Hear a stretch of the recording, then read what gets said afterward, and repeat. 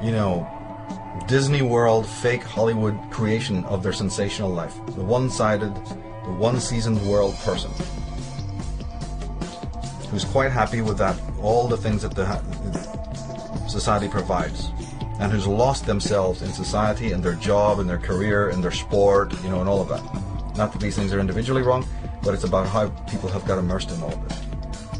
So that person who's now completely one-dimensional, who's troubled by anything that, you know, disturbs their little view of reality, this little homogenous world of franchised, corporatized, televised, media-sized, you know, pre-digested rubbish that is being put out there, created ad infinitum. What happens, because the emotions don't go away. This is what Freud and all have so beautifully proved. You can repress them, because this is a faculty of consciousness. It was actually a needed faculty, but we overdo it. You can repress your emotions, you can pretend they don't exist, you can forget, and then forget that you forgot, which is what repression is. However, the psychologists have always reminded you that that only works up to a point. The unconscious is not a endless dumpster in which you can perpetually dump all your psychic content, because life will bring up more challenges that again bring out those repressions. And I believe that a lot of the chaos you're seeing now and the wars and, you know, the state of America is in specifically is a result of psychic repression. But I've explained that elsewhere. What I'm looking at right now is, could it be that man becomes so threatened, so destabilized by his own emotions, such an incredibly disassociated person, that first they run to drugs, as the culture is doing now. People run to medication, people run to sugar, to gossip, to the match, the game, whatever, all the different ways that people run to escape looking at themselves.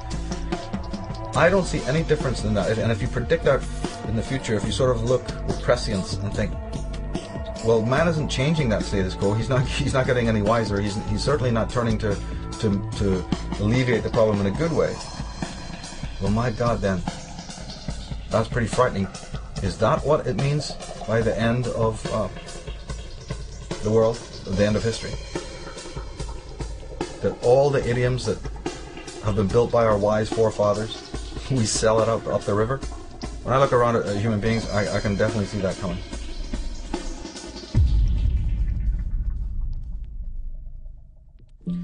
You only have to speak a few lines of wisdom on any mainstream chat show and everyone falls into dead silence like you're a dinosaur. You can be on the Bill Maher show, you can be on Oprah Winfrey, and you just happen to drop one line of anything that sounds like it means something, and everyone freezes like they've been tasered. There's the obligatory silence, change of subject, or you're a nut. Suspicion. People are suspicious of the wise. I'll tell you why they're suspicious of that. Because they have now removed themselves in their consciousness so far from their own authentic voice, from their own imagination body, from their own centers of intelligence. What is it? You have intellect, but you don't have intelligence? People can be intellectual, but not necessarily intelligent. It's very true. It's very accurate. But if you have removed yourself and you become so dependent on the teachers and the priest and the expert that you've so divorced yourself from your own voice, I don't see. People have, in my eyes, have already done that. When you go to school and, you know, there's no difference in the world to me than the type of acceptance of external authority that is already going on right now in the world and what might be coming tomorrow of a more severe nature. Because the most frightening machine of all is a man that has lost his humanity, lost his virtue. What you see in most people today is not virtue. What you see today is the performance of deeds, sort of by rote, like you've been trained. You take even a fantastic stallion, a wild stallion, but you train it and you whip it every hour of every day, you're going to have that stallion do the most idiotic things. They can make the elephant, the greatest of all creatures on the earth, jump through hoops and do the most ludicrous things. Killer whales, can you believe it? Have been trained to, pounce about in a swimming pool. Don't tell me then that the human being is not going to be able to, told to stand on his head. He's absolutely quite capable. He does it every day. He's in absolute escapism from the real. And so that person can become so far removed, so psychically, he can become an inhabitant psychically of the periphery of being. If you want to use some philosophical jargon, he can become an inhabitant, of the periphery of his own being. He can live on the surface of himself.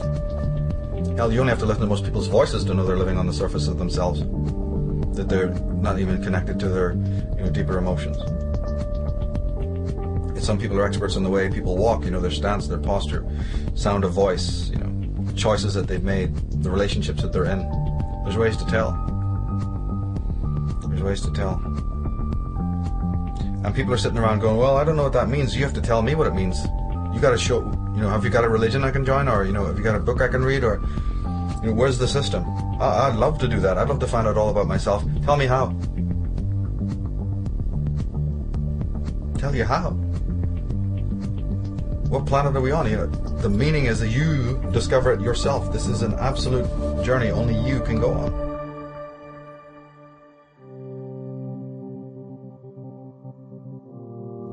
So man was created once, or at least his biology was very messed with, and he arose in recent times. Somewhere between 50,000 years ago and 13,000 years ago, something incredible happened that then caused historical trauma. And that trauma can be traced back about 10,000 years ago when the first records of man violence on man, man's violence on nature, the disconnect started to happen. And this bipolar type of thing happened. And one of the greatest symptoms of the fact that man is very removed from his center is that not only is he not looking at the dark side of himself, not only is he misunderstanding what it means when traumas happen and tragedy happens, complete misunderstanding of that, he's also misunderstanding those children of rebellion or children of the Holy Spirit who are amongst him now that are showing a new way. To make it more obvious or clear, all those so-called ADD children, right, attention deficit disorder nonsense, right? Oh yes, you're oppositional. I think back to the prisoner, Patrick McGowan, unmutual. So we better deal with you. You're unmutual. You don't want to be unmutual. In fact, in that particular episode, it's strikingly brilliant how he shows the clamor of voices. Number 6, the prisoner, is introduced to all the different factions. Remember we were talking about all the different points of view in the factions? He meets all of these people. He meets a poet, a little left-winger, an extremist. He meets all of these little people who are all thinking he is their worst enemy. He hasn't opened his mouth, he hasn't said a thing, but he doesn't fit in with any of the groups because he won't join. So each group has one thing in common: they hate him. But getting back to our point, these children that are sitting there with so-called a defective oppositional disorder, they're broken, they're broken, society's not broken. Well, as a matter of fact, what happens if we turn that around and say that these are children of the Aquarian age who find your jive so utterly, incomprehensibly boring that they cannot pay attention because it is about the most anti-spiritual, soulless junk that any human being would ever want to be exposed to. But you don't see that, so they're broken, they're dysfunctional, they're, need treatment. This is a symptom. These are the teachers of tomorrow. These are the Aquarian children. These are the meta children. What's often been called indigo children, whatever that means, but the exceptional children, the exceptional teens who are so much more mature, than their parents and other people. They've already checked out of that lie. Granted, they may not know where exactly to be going, but they've reached 50% of the job. They realize that this is a joke. And in fact, it's so much of a joke that I'll take anything other than what you're selling me. Now, the downside of that is, you also got the Dark Brothers waiting to drag them into all that other perversion and perversity, which is the danger, of course. Because now that they're leaving, it's like lemmings going over the cliff. If you don't know where you're going, you have the danger to be picked up by the dark side, recruited, so to speak. And these cults and orders have seeded the popular culture movement with their own agents that look very alluring and who sell you all of this stuff, so that children are waylaid, It's just an old story going back to the earliest fairy tales and folk tales, you see, of the seduction of the children, all back to Hansel and Gretel and way back before that. Or the Pied Piper of Hamelin concept. How real is that story, you know? So the dysfunction is in society not being able to catch up with the new kind of whole brain, holarchic thinking, and which is extremely needed, not to stop left brain thinking, but to include it, to have a whole symbolic literacy thing going, to learn in much more egalitarian ways, to include the person as opposed to the brain in teachings and in schooling. So man now finds himself at a point where he has a tremendous choice. New man sounds lovely when you say the word. Well, utopian sounds wonderful when you say the word. But if that is utopia, born out of the ashes of the world that was created by our ancestors, I don't want to know about it. If the new man is spiritually stark